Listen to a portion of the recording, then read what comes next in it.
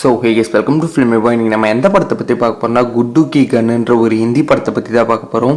இது கம்ப்ளீட்டாக 18+ movie, but ரொம்ப காமெடியான படம். இதில் முழுக்கவே நிறைய அடல்ட் சீன்ஸ் இருக்கு. அண்ட் வீடியோக்குள்ளே போகிறதுக்கு முன்னாடி நீங்கள் இன்னும் சேனல் சப்ஸ்கிரைப் பண்ணலாம், சப்ஸ்கிரைப் பண்ணி வச்சுக்கோங்க. இது ரொம்ப சூப்பரான படம், அதனால ஸ்கிப் பண்ணாமல் பாருங்க. ஃபர்ஸ்ட் எடுத்தோடனே நமக்கு நம்ம படத்தோட ஹீரோ குட்டுவை காட்டுறாங்க. அவனோட வேலை என்னன்னா வீடு வீடா போய் டிட்டர்ஜென்ட் பவுடர் விற்கிறது தான் அவனோட வேலையே. பட் அவன் போனோமா டிட்டர்ஜென்ட் பவுடர் வித்தோமான்னு வரமாட்டான். அவன் விற்க போற வீட்டுல இருக்கிற ஆன்டிஸ் எல்லாருமே கரெக்ட் பண்ணிடுவான். இந்த மாதிரி அவன் பண்ணும்போது ஒருத்தவங்க வீடியோ எடுத்துடுறாங்க. அண்ட் அங்க கட் பண்ணா நமக்கு குட்டுவோட ஃப்ரெண்டு லட்டுவை காட்டுறாங்க. அவன் என்ன வேலை பாக்குறான்னா திருட்டு விசிடி எல்லாம் வித்துட்டு இருக்கான். அவன் அதை மட்டும் விற்கல, சில அடல்ட் வீடியோஸும் வித்துட்டு இருக்கான். அப்ப அவங்க கிட்ட ஒருத்தர் வந்து வீட்டுக்கு ரிலேட்டிவ்ஸ் எல்லாம் வந்திருக்காங்க, நல்ல படமா ஒண்ணு கொடுன்னு வாங்கிட்டு போறாரு. அண்ட் இன்னொரு போலீஸும் வந்து அடல்ட் மூவி ஒன்னத்தை வாங்கிட்டு போறாரு. அப்புறம் நைட்டு குட்டுவும் லட்டுவும் சரக்கு அடிக்கிறாங்க. குட்டுவும் லட்டு கிட்ட ஏன்டா என்ன மட்டும் காஸ்ட்லியான சரக்கா வாங்க சொல்ற, நீ மட்டும் மட்டமான சரக்கா கொண்டு வரேன்னு திட்டுறான்.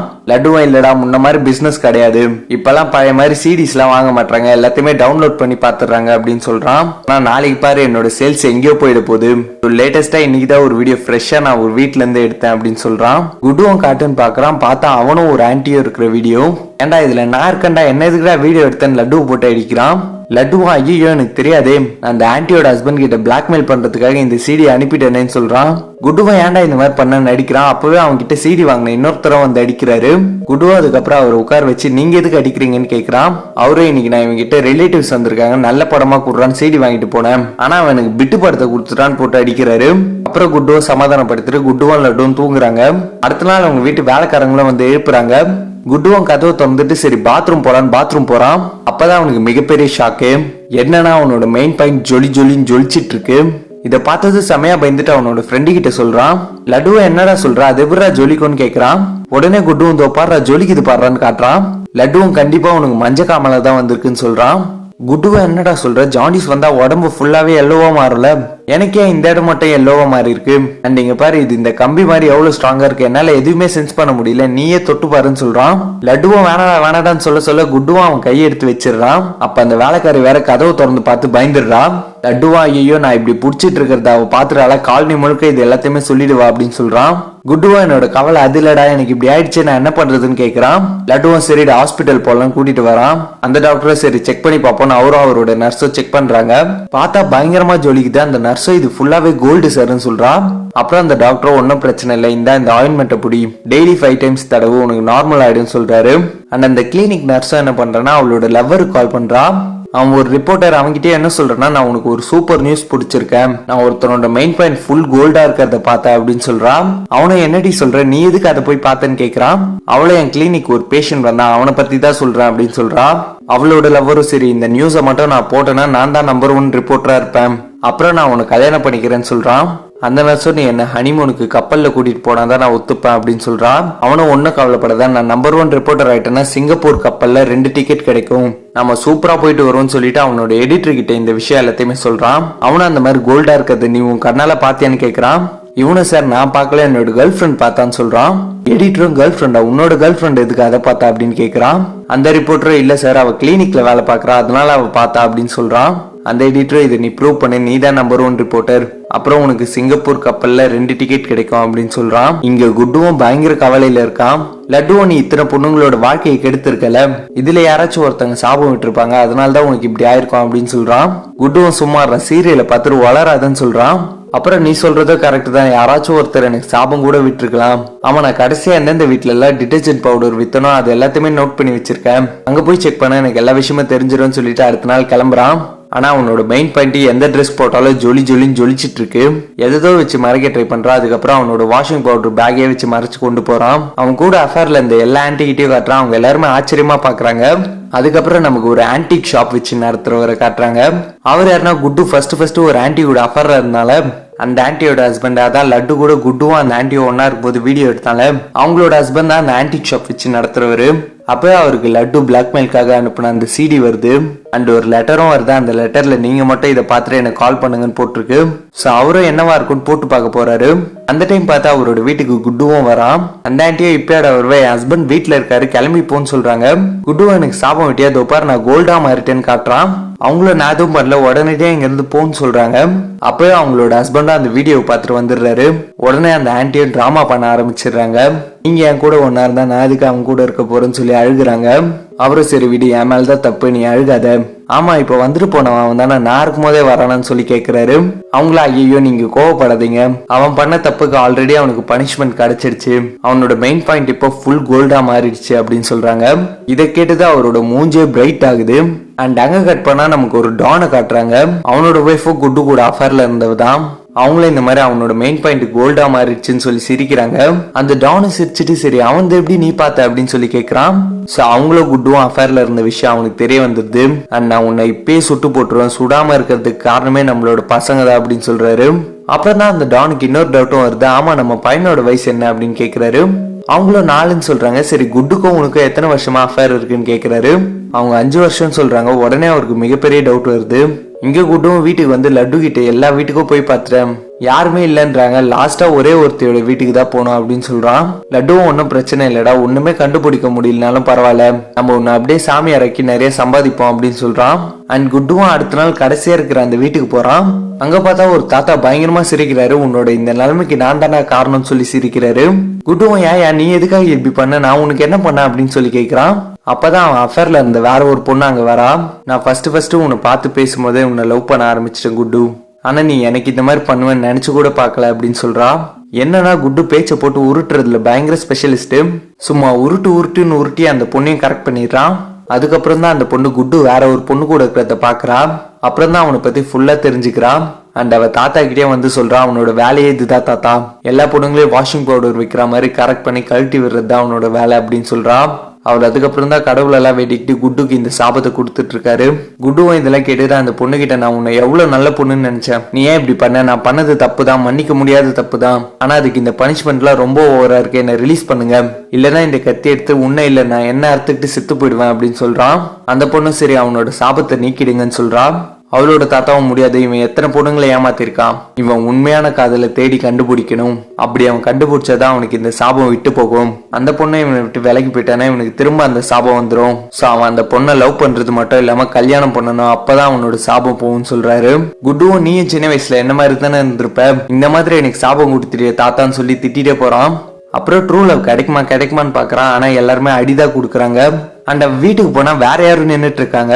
லட்டுவும் யாருன்னே தெரியல, நம்ம வீட்டுல வந்து எல்லா சாமானையும் உடைக்கிறான்டா அப்படின்னு சொல்றான். சோ குட்டுவும் அவனை போட்டு அடிக்கிறான். அப்போ ஒரு கேங்கே வருது, நீதான் குட்டுவா எங்க கூட வான்னு கூப்பிடுது. அண்ட் இன்னொரு கேங்க சேர்ந்தவங்க வராங்க, நீதான் குட்டுவா எங்க கூட வான்னு கூப்பிடுறாங்க. குட்டுவும் யாரா நீங்க, என்ன எதுக்குடா டிமாண்ட் பண்ணி கூட்டிட்டு போறீங்க அப்படின்னு கேக்குறான். ஒருத்தனும் நாங்க டானோட ஆளுங்கன்னு சொல்றான். அண்ட் இன்னொருத்தனும் நாங்க ஆன்டிக் ஷாப் ஓனரோட ஆளுங்கன்னு சொல்றான். லட்டுவும் உனக்கு இந்த மாதிரி ஆயிடுச்சுன்னு தெரிஞ்சுதான் வந்திருக்காங்க, முதல்ல இங்கிறது தப்பிக்கலான்னு ஓடுறாங்க. குட்டுவும் எங்க ஓடி போறான்னா ஹாஸ்பிட்டல் ஓடி போய் ஒளிஞ்சிக்கிறான். அப்ப இந்த நர்ஸும் நீங்க தானே, வாங்கன்னு உட்கார வச்சு அவரோட லவருக்கு கால் பண்றான். நான் சொன்னேனே அந்த பேஷண்ட் இங்கதான் இருக்கா, சீக்கிரமா கிளம்பிவான்னு சொல்றான். அண்ட் குட்டுவை தேடிட்டு அந்த டானோட ஆட்களும் வந்துடுறாங்க. ஆனா அவன் ஒளிஞ்சிட்டு இருக்கிறது அவங்களுக்கு தெரியல, அதனால டானுக்கு கால் பண்ணி அவன் கிடைக்கவே இல்லை அப்படின்னு சொல்றாங்க. அந்த டானும் அவன் வர நீங்க வரக்கூடாதுன்னு சொல்லி திட்டுறான். அண்ட் அந்த ஆன்டிக் ஷாப் ஓனரோட ஆட்களுக்கும் கிடைக்கல, அவங்களும் கால் பண்ணி சொல்றாங்க அவரும் குட்டுவோட தான் வரணும்னு சொல்றாரு. சோ அவங்க எல்லாருமே தேட கிளம்பி போயிடுறாங்க. அண்ட் குட்டுவா அங்க இருந்து கிளம்புறான். அப்பதான் அந்த கிளினிக் அந்த நர்ஸோட லவ்வரான அந்த ரிப்போர்ட்டர் வரான். ஆனா குட்டு யாருன்னு தெரியாதுல, குட்டுவும் கிளம்பி போயிடுறான். அப்புறம் அந்த நர்ஸு கிட்டே அவன் எங்க அப்படின்னு கேக்குறான். அவங்களும் இப்படிதான் போடான்னு சொல்றாங்க. எந்த ட்ரெஸ் போட்டிருந்தான்னு கேக்குறான். ஒரு ரெட் ட்ரெஸ் போட்டிருந்தான்னு சொல்றாங்க. உடனே அந்த ரிப்போர்ட்டர் கிளம்பி போயிடுறான். குட்டுவும் ஒரு வழியா எல்லார்கிட்ட இருந்தும் தப்பிச்சு ஒரு டிராம்ப்ல ஏறுறான். அப்போ எல்லா ஆட்களும் கிளம்பி வந்துடுறாங்க. அவனோட பேண்ட் அவுத்து பாக்குறாங்க. பார்த்தா கோல்டு இல்லாம நார்மலா இருக்கு. என்னடா இவ்வளவு தூரம் வந்து வேஸ்ட் ஆயிடுச்சுன்னு கிளம்பி போயிடுறாங்க. குட்டுவும் சைட்ல பாக்குறான். பார்த்தா ஒரு பொண்ணு உட்கார்ந்துட்டு இருக்கா. ஓஹோ இவதான் நம்மளோட ட்ரூ லவ்வா இருக்குமோ, அதனாலதான் நமக்கு நார்மல் ஆயிடுச்சோ அப்படின்னு நினைக்கிறான். அண்ட் அந்த ரிப்போர்ட்டரா வந்துடுறான். நானும் ஒரு வாட்டி செக் பண்ணணும்னு சொல்றான். குட்டுவும் என்னடா பாக்கணும்ல, பாருங்க யாருக்கு எவ்வளவு வேணுமோ பாருங்க அப்படின்னு சொல்லி காட்டுறான். அப்புறம் எல்லாருமே போனதுக்கு அப்புறம் அந்த பொண்ணு கிட்ட பேச ட்ரை பண்றான். எல்லா ரவுடிங்களும் போயிட்டாங்க. நீங்க இப்ப என்ன பாருங்கன்னு சொல்றான். பார்த்தா அந்த பொண்ணோட முகம்லாம் பிம்பிளா இருக்கு. ஆனா பாக்க அழகாதான் இருக்கா. குட்டுக்கு பிடிக்கல. ட்ரூ லவ்னா இவ்வளவு கேவலமா இருக்குமா, சரி பேசலான்னு பேச வரான். அவளை இங்க பாருங்க என்கிட்ட பேச ட்ரை பண்ணாதீங்க, எனக்கு இன்னும் ஒரு வாரத்துல கல்யாணம் அப்படின்னு சொல்றான். அப்புறம் போயிடுறா. லட்டுவும் வரா. என்னடா குட்டு உனக்கு நார்மலா இருக்கு அப்படின்னு கேக்குறான். குட்டுவும் அந்த பொண்ணு பார்த்ததுல இருந்து தாண்டா நார்மலா இருக்கு அப்படின்னு சொல்றான். ஆனா அந்த பொண்ணு போயிட்டதுனால திரும்ப அவனுக்கு கோல்டா மாறிடுது. ஆனா இந்த ரிப்போர்ட்டர் ஆன்டிக் ஷாப் ஓனரா அந்த டான் 3 பேருக்குமே அது கோல்டு இல்லைன்னு தெரியுது. இங்க குட்டுவும் லட்டுவும் என்ன பண்றாங்கன்னா அந்த பொண்ணை ஃபாலோ பண்ணிட்டு அவ எங்க போறான்னு வராங்க. அவளோட அப்பா கடைக்குள்ள போறா. லட்டு என்ன சொல்றானா, இந்த பொண்ணுதான் உன்னோட ட்ரூ லவ்வா இருக்கணும், நீ அவகிட்ட பேசி டைம் வேஸ்ட் பண்ணாத, அவளோட அப்பா கிட்டே ஸ்ட்ரைட்டா போய் பேசிடு அப்படின்னு சொல்றான். சரின்னு குட்டுவும் பேச வரான். எனக்கு உங்க பொண்ணை பார்த்ததுல இருந்தே பிடிச்சிருக்கு, நான் அவளதான் கல்யாணம் பண்ணிக்கணும்னு நினைக்கிறேன் அப்படின்னு சொல்றான். அவரும் ஏன் பொண்ணா எதனால உனக்கு பிடிச்சிருக்கு அப்படின்னு கேக்குறாரு. குட்டுவும் நேற்று நைட்டு என் கனவுல காளி வந்தாங்க, அவங்க நாளைக்கு காளின்ற பேர்ல எந்த பொண்ணை பாக்குறியோ அவதான் உன்னோட ட்ரூ லவ்னு சொன்னாங்க, அதனாலதான் நான் உங்க பொண்ணை லவ் பண்றேன் அப்படின்னு சொல்றான். அவரும் சரி என் பொண்ணு உனக்கு எவ்வளவு நாளா தெரியும்னு கேக்குறாரு. குட்டுவும் 3 ஹவர் தெரியும்னு சொல்றான். 3 ஹவருக்கே லவ்வான்னு கேக்குறாரு. குட்டுவும் என்ன சார் 3 ஹவர்ல தான் ஒரு படமும் ஸ்டார்ட் ஆகி முடியுது, அதை பார்த்துட்டு நம்ம எல்லாருமே லவ் பண்ண ஆசைப்படலையா, அந்த மாதிரி தான் சார் இதுவும். நீங்க இந்த கல்கத்தா முழுக்க தேடி பார்த்தாலும் என்ன மாதிரி ஒரு பையன் கிடைக்க மாட்டான், அதனால உங்க பொண்ணை எனக்கே கல்யாணம் பண்ணுவீங்க சார்னு சொல்றான். அவரும் சரிப்பா நான் உனக்கு கல்யாணம் பண்ணி கொடுத்துட்றேன், ஆனா ஆல்ரெடி என் பொண்ணுக்கு நான் கல்யாணம் நிச்சயம் பண்ணிருக்கேன், சோ 1 வாரத்துக்குள்ள 10 லட்சம் ரூபாய் கொடுத்தேன்னா நான் உனக்கு கல்யாணம் பண்ணி வச்சிடறேன் அப்படின்னு சொல்றாரு. குட்டுவும் 10 லட்சமா, ஓ 10 லட்சம் தானா, சரி நான் கட்டிடுறேன், சீக்கிரமாவே உங்ககிட்ட கொடுத்துட்டு உங்க பொண்ணை கட்டிட்டு போறேன் அப்படின்னு சொல்லிட்டு கிளம்புறான். அவரும் என்ன இது ஜொலிக்குதுன்னு பாக்குறாரு. குட்டுவா அதெல்லாம் ஒண்ணு இல்ல, நான் சீக்கிரமாவே உங்களுக்கு பணம் கொடுத்துறேன்னு சொல்லிட்டு போறான். அப்புறம் லட்டு கிட்டே 10 லட்சம் ரூபாவா, 10 லட்சம் ரூபாய்க்கு நம்ம எங்கடா போறது அப்படின்னு கேக்குறான். லட்டுவோ நீ அந்த பொண்ணோட அப்பா கிட்ட பேசுறது சுத்தமா வேஸ்ட், நீதான் பயங்கரமான ஹேண்ட்ஸமான ஆளாச்சே, உனக்கு மயங்காத ஆளுங்களே இருக்க மாட்டாங்க, நீ அந்த பொண்ணை லவ் பண்ணு, அப்புறம் அவளோ நீயே ஓடி போய் கல்யாணம் பண்ணிக்கோங்க, யாரும் உங்களை தடுக்க முடியாது அப்படின்னு சொல்றான். சோ குட்டுவும் நல்ல ஐடியாவா இருக்கேன்னு ஸ்டார்ட் பண்றான். பட் முதல் நாள் பயங்கரமா சொதப்பிடுறான், அந்த பொண்ணை அடிச்சிடுறா. அடுத்த நாள் குட்டுவும் லட்டுவும் பக்காவா பிளான் போட்டு போறாங்க. குட்டு தான் எக்ஸ்பர்ட் ஆச்சு, அதனால அந்த பொண்ணை ஈஸியா இம்ப்ரெஸ் பண்ணிடுறான். அண்ட் அடுத்த நாள் அந்த 3வது நாளும் போய் ட்ரை பண்றான். பட் அந்த பொண்ணு என் பின்னாடி சுத்திட்டு இருக்காது, எனக்கு கல்யாணம் ஆக போகுதுன்னு சொல்லிட்டு போறான். குட்டுவும் பின்னாடியே போய் எதுக்காக இந்த கல்யாணத்தை பத்தி சொல்லிட்டு இருக்க, அரேஞ்ச் மேரேஜ் தானே, அந்த பையன் என்ன உன்னை உண்மையா லவ் பண்றானா அப்படின்னு கேக்குறான். அவ்வளவு உனக்கு என்ன எதனால பிடிச்சிருக்குன்னு தெரியல, எனக்கு எவ்வளவு இடத்துல மாப்பிள்ள பார்த்தாங்க, யாருக்குமே என்ன பிடிக்கல, அப்புறம் தான் இந்த மாப்பிள்ள கிடைச்சாரு, என்னோட அப்பாவும் எனக்கு கல்யாணம் பண்றதுக்காக ரொம்ப கஷ்டப்படுறாரு, நான் ஒரு மனசை கஷ்டப்படுத்த முடியாது அப்படின்னு சொல்லிட்டு கிளம்பிடுறான். குட்டுவும் இதெல்லாம் கேட்டுட்டு லட்டு கிட்டே இது எதுவுமே வேலைக்கு ஆகாதா, நம்ம அவளோட அப்பா கேட்ட மாதிரி 10 லட்சம் ரூபாய் கொடுத்துட்டே அவளை கல்யாணம் பண்ணிப்போம் அப்படின்னு சொல்றான். லட்டுவும் சரி எனக்கு ஒரு ஐடியா இருக்கு, என்னோட மேனேஜர் சொன்னா இங்க பக்கத்துல ஸ்ட்ரீட் ஃபைட்லாம் நடக்குமாம், அதுல நீ ஜெயிச்சா 5 லட்சம் ரூபாய் கிடைக்குமா, நீ கலந்துக்கிறியா அப்படின்னு கேக்குறான். குட்டுவும் சூப்பரா நான் ஆர்ம் ரெஸ்லிங்லாம் சூப்பரா பண்ணுவேன், கலந்துக்கிறேன் அப்படின்னு சொல்றான். சோ லட்டுவும் ஃபைட் நடக்கிற இடத்துக்கு குட்டுவை கூட்டிட்டு போறான். அங்க ஒருத்தர்கிட்டயே பேசுறான். குட்டுக்கு அந்த இடம் சுத்தமாவே பிடிக்கல, லட்டு கிட்டே இந்த இடம் சுத்தமா சரியில்லடா, நாம இங்கிருந்து போயிடுவோம்னு சொல்றான். ஆனா அனௌன்ஸ் பண்றவங்களா அடுத்து நம்மளோட மிகப்பெரிய ஃபைட்டர் கூட சண்டை போட போறதே குட்டு தான் அப்படின்னு சொல்றாங்க. ஆனா லட்டு ரெடி ஆகுறான். குட்டுவும் எனக்காக நீ சண்டை போட போறிய, எனக்கு ரொம்ப பெருமையா இருக்குன்னு சொல்றான். சண்டை போட போறது நான் கிடையாது நீதாடான்னு குட்டுவை தள்ளி விடுறான். அந்த அனௌன்ஸ் பண்ணவங்கள நீங்க தான் சண்டை போட போறீங்களா வாங்கன்னு கூட்டிட்டு போறாங்க. குட்டுவும் ஐயோ என்னை இவன் தள்ளி விட்டுட்டான், நான் வரலன்னு சொல்லிட்டு கிளம்புறான். அந்த அனௌன்ஸ் பண்ணவங்கள இவன மாதிரி ஆளுங்களாலே இப்படிதான், இவனோட ஊர்ல இருந்து வந்தவங்களே இப்படிதான் அப்படின்னு சொல்றாங்க. உடனே குட்டுவன் என்ன பத்தி தப்பா பேச, என் ஊரை பத்தி தப்பா பேசுறத, நான் யார் கூட சண்டை போடணும், யாரை வேணா கூட்டிட்டு வா அப்படின்னு சொல்றான். அங்க பார்த்தா ஒருத்தன் நிறைய மாத்திரையெல்லாம் போட்டுக்கிட்டு மலை மாதிரி வரான். குட்டுவும் என்னது இவன் கூட சண்டை போடணுமான்னு பயப்படுறான். அப்பதான் லட்டு சொல்றான் ஃபைட் நடக்க போறது கையில கிடையாது, உங்களோட ஜாமான வச்சுதான் ஃபைட் பண்ணணும் அப்படின்னு சொல்றான். ஃபர்ஸ்ட் ரவுண்ட் என்னன்னா பாட்டில மெயின் பாயிண்ட்ல அடிச்சு உடைக்கணும், அந்த ரவுண்டு 2 பேருமே பாஸ் ஆயிடுறாங்க. அடுத்த ரவுண்டு சுத்தில அடிக்கணும், அந்த ரவுண்டு பாஸ் ஆயிடுறாங்க. அதுக்கு அடுத்த ரவுண்டு ராட்ல அடிக்கணும். குட்டுவோட பொருளை சாபத்தினால கோல்டுல இருக்கு, என்ன அடி அடிச்சாலும் அவனுக்கு எதுவுமே ஆக மாட்டேங்குது. ஆனா அடுத்த ரவுண்டு சுடு தண்ணி ஊத்துறது, அந்த ரவுண்ட்ல குட்டு சமாளிச்சிடறான், அவனோட ஆப்போனன்ட் கீழே விழுந்துடுறான். சோ குட்டு ஜெயிச்சதுனால அவனுக்கு 5 lakhs கிடைச்சிடுது. குட்டுவும் சரிடா 5 லட்சம் ரூபாய் கிடைச்சிடுச்சு, இன்னொரு 5 லட்சத்துக்கு நம்ம என்ன பண்றது அப்படின்னு கேக்குறான். அப்பதான் அந்த ஃபைட் அனௌன்ஸ் பண்ணவனே என்கிட்ட ஒரு ஐடியா இருக்குன்னு வந்து சொல்றான். என்ன ஐடியானா டிவில ஒரு பேட்டி கொடுக்குறாங்க, அது இந்த ஆன்டிக் ஷாப் ஓனர் டான் எல்லாருமே பாக்குறாங்க. என்னன்னா குட்டு இப்போ ஒரு சாமியாரு, அவனை பாக்குறதுக்காக பொதுமக்கள்லாம் அலமோதுறாங்க. குட்டுவா அவங்களோட சோகத்தெல்லாம் கேட்டுட்டு அவன் காமிப்பான், அவங்களும் அதுகிட்ட அருள் வாங்கிட்டு போவாங்க. இதை வச்சு மீதி இருக்கிற 5 lakhs சேர்க்கலான்னு பாக்குறான். ஆனா அந்த இடத்துக்கு டான் வந்துடுறான். அவன் மட்டும் இல்ல இந்த ஆன்டிக் ஷாப் ஓனரும் வந்துடுறான். குட்டுவை பிடிக்க பாக்குறாங்க, ஆனா அவன் அங்க இருந்து தப்பிச்சு ஓடிடுறான். அப்புறம் தான் இந்த டான ஆன்டிக் ஷாப் ஓனரும் பாக்குறாங்க. நீ எதுக்குடா அவனை ஃபாலோ பண்றன்னு மாத்தி மாத்தி கேட்டுக்கிறாங்க. அவங்க 2 பேருமே அவனோட கோல்டு எனக்கு தான் சொல்லி சண்டை போடுறாங்க. அப்பதான் அந்த ரிப்போர்ட்டரும் வந்து எனக்கும் அந்த கோல்டு வேணும், சோ குட்டு யாருக்கு ஃபர்ஸ்ட் கிடைக்கிறானோ அவங்க அந்த கோல்டு எடுத்துக்கலாம் அப்படின்னு சொல்றான். அவங்க 2 பேரும் ஒத்துக்கிறாங்க. அதுக்கப்புறம் குட்டுவை தேட ஆரம்பிக்கிறாங்க. குட்டுவும் லட்டு கால் பண்ணி நீ எப்படின்னா தப்பிச்சு போய் காளி கிட்ட பேசுறா அப்படின்னு சொல்றான். ஆனா குட்டு இந்த டானோட டீம் கிட்ட மாட்டிக்கிறான். அப்புறம் அவனை அடிச்சு மயக்க கிளினிக் கொண்டு போய் அவனோட சாமான அறுத்து எடுத்துடுறாங்க. அந்த டான் கிட்ட இருந்து இந்த ஆன்டிக் ஷாப் ஓனரை 25 லட்சத்துக்கு வாங்கிக்கிறான். இந்த ரிப்போர்ட்டர் சரி நீங்களே வச்சுக்கோங்க, எனக்கு இந்த பொருளோட போட்டோ மட்டும் கொடுங்கன்னு போட்டோ எடுத்துக்கிறான். அப்புறம் அதை அவனோட எடிட்டர் கிட்ட கொண்டு போய் காட்டுறான். அவரு இது உந்தா இருக்காதுன்னு எனக்கு எப்படி தெரியும் அப்படின்னு கேக்குறாரு. அந்த ரிப்போர்ட்டர் எப்படி சார், என்னோட பிரைவேட் பார்ட்டி என்கிட்ட தானே சார் இருக்கும் அப்படின்னு சொல்றான். அவரும் கரெக்டா அப்போ இதோட ஓனரோட சேர்த்து ஒரு போட்டோ எடுத்துருவா அப்படின்னு சொல்றாரு. அண்ட் குட்டு கிட்டே அவனுக்கு சாபம் கொடுத்த அந்த தாத்தா என்ன சொல்லியிருக்காருன்னா, கரெக்டா 2 நாளைக்குள்ள உன்னோட மெயின் பாயிண்ட கண்டுபிடிக்கணும், இல்லனா வெட்டப்பட்டதாவே தான் இருக்கும், உன்னால திரும்ப ஒண்ணு சேர்க்கவும் முடியாது, இந்த சாபமும் உன்னை விட்டு போவாது அப்படின்னு சொல்றாரு. குட்டுவும் இந்த டென்ஷன்ல என்ன பண்றான்னா லட்டுவை போட்டு திட்டிடுறான். லட்டுவும் உன்னோட பிரச்சனையே என்ன தெரியுமாடா, நான் எப்பயுமே உன்னை பத்தி தான் யோசிக்கிறேன், கர்மா இஸ் பூமராங்னு சொல்றதெல்லாம் கரெக்ட் தான், நீ பாரு எத்தனை பொண்ணுங்களை ஏமாத்திருக்க, அதனால தான் உனக்கு இந்த சாபம் கிடைச்சிருக்கு. அண்ட் உன்னால அவ்வளவு பொண்ணுங்களை ஏமாத்த முடிஞ்சோ பாத்தியா, காளியை உன்னால ஏமாத்த முடியல, ஏன்னா அவ புத்திசாலி, நீ தப்பான எண்ணத்தோட தான் அவளை நெருங்குறன்னு அவளுக்கு தெரிஞ்சிருக்கு. நான் இன்னைக்கு அவகிட்ட போய் பேசினா, அவகிட்ட பேசும்போது தான் அவ எவ்வளவு தெளிவான பொண்ணுன்னு எனக்கு தெரிஞ்சது, அவளாம் உன்னை திரும்பி கூட பார்க்க மாட்டேடான்னு சொல்லிட்டு வரான். பார்த்தா அங்க அந்த ரிப்போர்ட்டர் வந்திருக்கான். லட்டுவும் நீ எதுக்குடா இங்க வந்துன்னு சொல்லி அடிக்கிறான். அப்ப குட்டுவும் வந்து என்னாச்சுன்னு கேக்குறான். இந்த ரிப்போர்ட்டரும் உன்னோட மெயின் பாயிண்ட் கிடைக்க நான் ஹெல்ப் பண்றேன், ஆனா நீ எனக்கு ஒரே ஒரு போட்டோ கொடுக்கணும்னு சொல்றான். அவனும் ஓகே சொல்லிடுறான். இங்க அந்த ஆன்டிக் ஷாப் ஓனரா என்ன பண்றதா, குட்டுவோட கண்ணை 50 லட்சம் ரூபாய்க்கு ஒரு ஃபாரினருக்கு வித்துடுறாரு. அடுத்த நாள் குட்டுவும் லட்டு கிட்ட சாரி கேட்கறான். அந்த மாதிரி பேசிருக்க கூடாதுரா, நேற்று உங்ககிட்ட அந்த மாதிரி நடந்திருக்க கூடாது, சாரின்னு கேட்கறான். அப்புறம் காளிகிட்டயும் வந்து எனக்கு வேற வழி தெரியல காளி, நீ என்ன லவ் பண்ணி தான் ஆகணும், நான் அந்த நிலைமையில தான் இருக்கேன், இல்லைன்னா உன்னை தூக்கிட்டு போறதை தவிர எனக்கு வேற வழி தெரியல அப்படின்னு சொல்றான்.